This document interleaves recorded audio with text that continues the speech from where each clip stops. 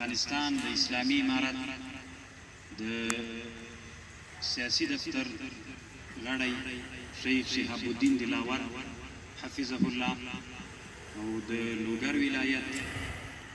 والی صاحب مولوي محمد علي جان احمد او نور کم مسؤلین چې دلته مجلس کې ناست دي د ټولو نه مخکې یوه دعا د شهیدانو دپاره فاتحه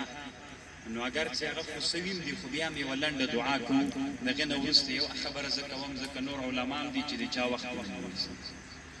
اللهم اغفرهم وارحمهم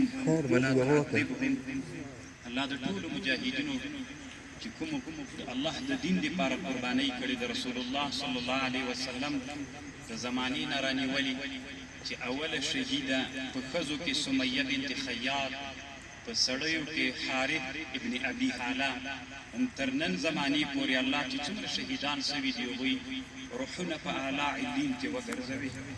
الله پاکه د هغوی شهادتونه قبول وګرځوي الله پاکه څومره مجاهدین چې دلته ناست دي مشران دي زعیمان دي الله پاک هغوی ټولو ته د دې توفیق ورکړي چې د هغوی د وینو سره خیانت ونه کړي الله پاک د هغوی ستړي او قربانیانې ټولې قبولې کړي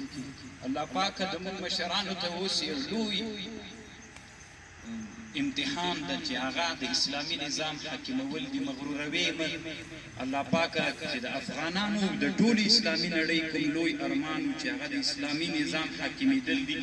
د سوونو کلونو نه بعد الحمدلله افغانستان کې د ټولې اسلامي نړۍ دغه ارمان پوره کړ یا الله پاک د شهیدانو مورګانو ته د هغوی کونډو ته د هغوی یتیمانو ته اجر و صبر نصیب کړي نن ولایت کې ناست یو مولوي صاحب د خروار راته ویل وی هلته زموږ په خروار کې خلک کابل ته تلل یتیم بچي چې که زموږ